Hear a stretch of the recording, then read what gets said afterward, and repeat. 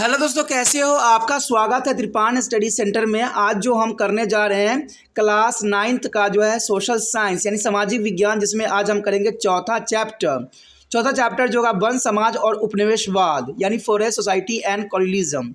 इसके अंतर्गत आज जो हम करेंगे सेक्शन ए पार्ट यानी पहले में ABCD यानी 4 क्वेश्चन होंगे।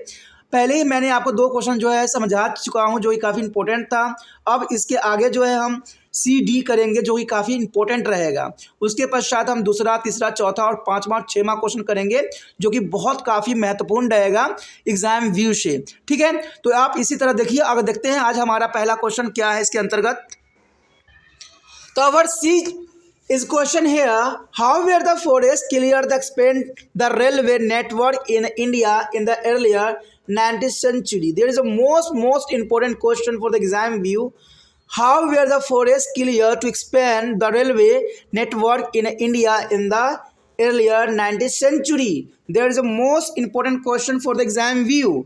Their answer here, first point, the spread of the railways is from the 80-50s create a new demand of timber. There is a most important 80-50s is a create a new demand for the timber. And second here, a railways was needed for the spread of trade in India. To run is a locomotives. Wooden was needed as a fuel, and the railway line as a sleepers were required to hold tight track together. There is a most important here. As the railway track spread, a large number of trees were felled. There is a government give a contract to the individual to the supply of timber, and these contractors began cutting tree is indiscriminately. There is a most important question of C. देखिए यहाँ पर जो हमारा question आया है C बहुत important है, जिसमें 19वीं शताब्दी के शुरुआत में भारत में रेलवे नेटवर्क का विस्तार करने के लिए जंगलों को कैसे साफ किया गया था। ये बहुत काफ़ी इंपॉर्टेंट क्वेश्चन है। ये एग्ज़ाम के लिए अत्यंत महत्वपूर्ण क्वेश्चन रहता है और एग्जामिनर जो है इस क्वेश्चन को जरूर उठाता है। यही 19वीं शताब्दी के शुरुआत में भारत में रेलवे नेटवर्क का विस्तार करने के लिए जंगल को कैसे साफ किया गया। तो ये बहुत काफ़ी इंपॉर्टेंट क्वेश्चन है। देखिए 1850 के दशक में रेलवे के प्रसार ने इमारती लकड़ी की एक नई मांग पैदा कर दी। यानी 1850 के दशक में रेलवे के प्रसार ने इमारती लकड़ी की एक नई मांग पैदा कर दी। आखिर इसका अर्थ क्या हुआ? देखिए 1850 के दशक में रेलवे लाइन की विस्तार हुआ। अब रेलवे लाइन की विस्तार होने से क्या हुआ कि हमें दूर दराज क्षेत्रों में लकड़ी ले जाना था और बहुत शहरों में लकड़ियों की मांग बढ़ गई थी। इसलिए एक दूसरे क्षेत्र से इस क्षेत्र में आने में जो है रेलवे ने बहुत बड़ा योगदान दिया। अब कहते हैं जब संसाधन रहता है तो मांग भी बढ़ जाती है।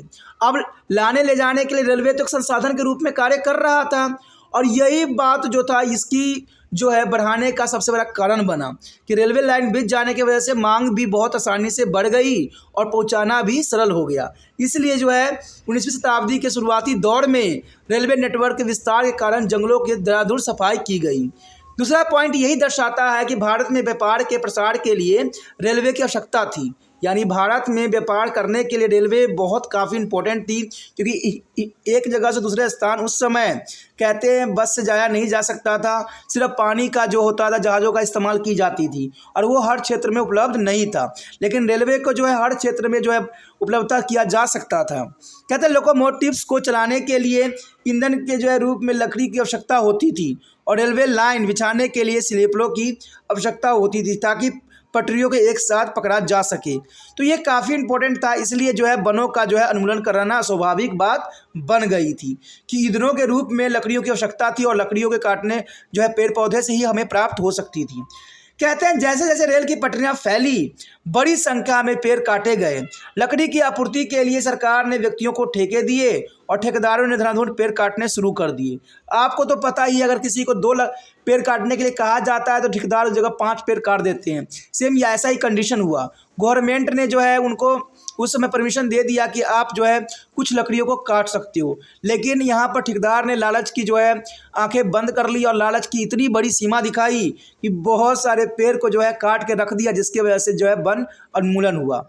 तो ये सारी बातें जो थी 19वीं शताब्दी के शुरुआती दौर में देखने को मिला, जहाँ पर जो है भारत में रेलवे नेटवर्क की विस्तार करने से जंगलों को जो है साफ किया गया।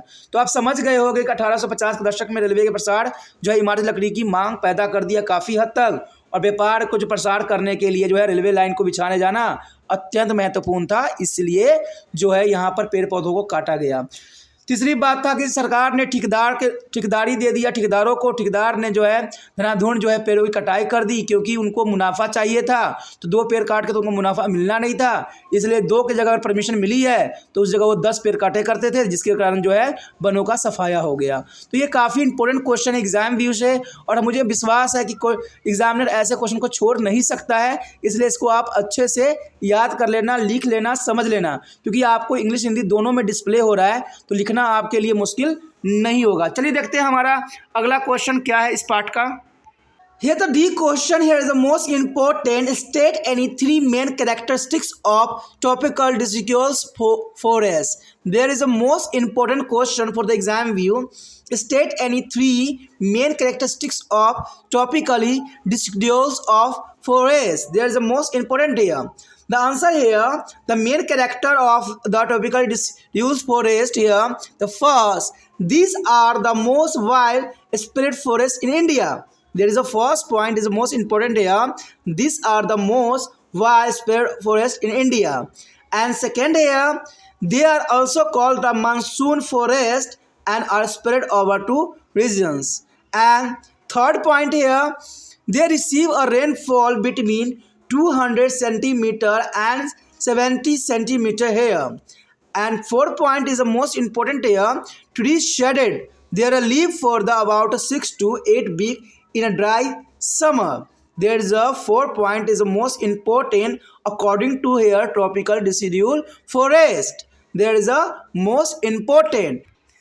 यहाँ पर देखा जाए तो ये क्वेश्चन को छोड़ना हमारे लिए जो है समझदारी वाली बात नहीं रहेगी अगर इस चैप्टर के अंतर्गत हम कर रहे हैं तो। यानी उष्णकटिबंधीय पनपती वनों की किन्हीं 3 मुख्य विशेषताओं का उल्लेख कीजिए।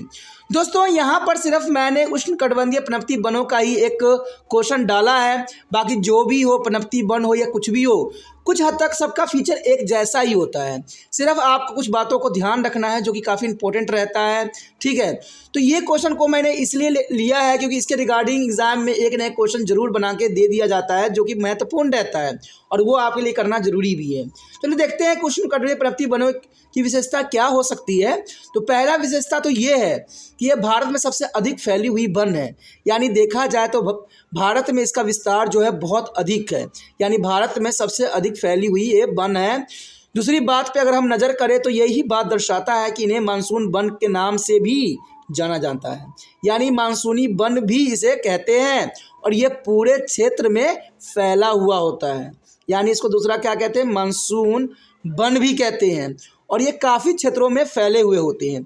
यहाँ पर हम देखा जाए क्योंकि हम पनपती वन कहते हैं तो वन के लिए जो है पानी की मात्रा अधिक होती है, जो कि तीसरा पॉइंट दर्शा रहा है कि वहाँ पर जो है 200 सेंटीमीटर से लेकर 70 सेंटीमीटर के जो है बीच वर्षा प्राप्त करते हैं। यानी यहाँ पर बरसात अधिक होती है जिसके कारण यहाँ पर जो है वनों की संख्या अधिक होती है।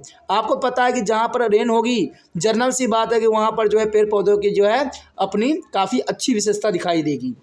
चौथा पॉइंट यही बात को दर्शाता है जो कि काफ़ी इंपॉर्टेंट रहता है कि शुष्क जो है ग्रीष्म काल में पेड़ लगभग 6 से 8 सप्ताह तक अपनी पत्तियां गिरा देती हैं। अगर शीतकालीन चलता है तो इसको जो है 6 से 8 सप्ताह के अंदर अंदर जो है पेड़ पौधे अपनी पत्तियां गिरा देता है।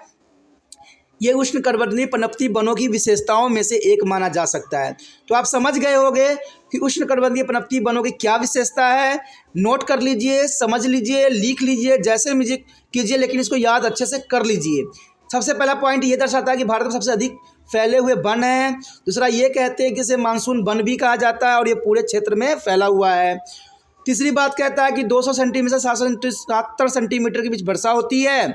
और चौथा पॉइंट यही कहता है कि ग्रीष्मकाल में पेड़ 6 से 8 सप्ताह के अंदर अंदर अपनी पत्तियों को गिरा देता है, क्योंकि धूप तो पड़ती नहीं है सर्दियों में, इसलिए जो है इनकी पत्तियां बहुत जल्दी गिर जाती है। तो ये चारों पॉइंट बहुत इंपॉर्टेंट था इंग्लिश वाले बच्चों के लिए भी और हिंदी के पढ़ने वाले बच्चों के लिए भी। तो मैं दोनों बच्चों को एक नज़रिया से देख रहा हूँ, अच्छे से इसको नोट कर लीजिए, अच्छे से याद कर लीजिए। याद तो आप ही को करना है, चाहे जैसे मर्जी कीजिए।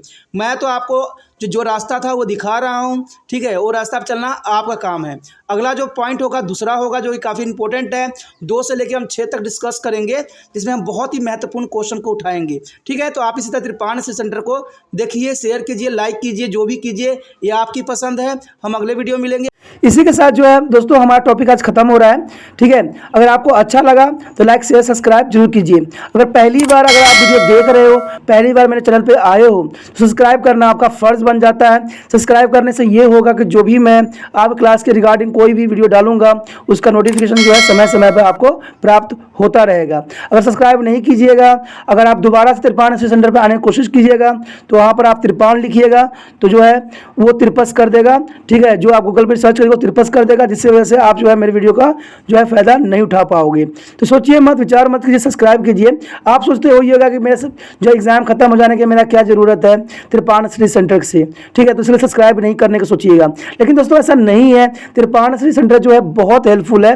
क्योंकि ये जो है आपके 8th class 9th 10th 11th 12th जो आर्ट्स के सब्जेक्ट को कवर करता ही है, प्लस जो है ये NIC बोर्ड के जो है 10th +2 को भी कवर करता है। साथ में BA जो है फर्स्ट ईयर से लेकर 6 सेमेस्टर तक बच्चों के लिए ये अग्रसर रहेगा आर्ट्स सब्जेक्ट में। तो सोचिए नहीं, विचार नहीं कीजिए, काफ़ी जो है त्रिपाण स्टडी सेंटर का फायदा ही फायदा है, ठीक है। अगर आप मुझे प्रोत्साहित करोगे तो आपके लिए मैं तरह तरह के वीडियो बनाऊंगा जो आपको फ़ायदा पहुंचाएगा। एग्जाम के तौर पे मैं आपको जो है पेपर भी आपको सोल्यूशन करके दिखाऊंगा जो आपके लिए फ़ायदेमंद रहेगा।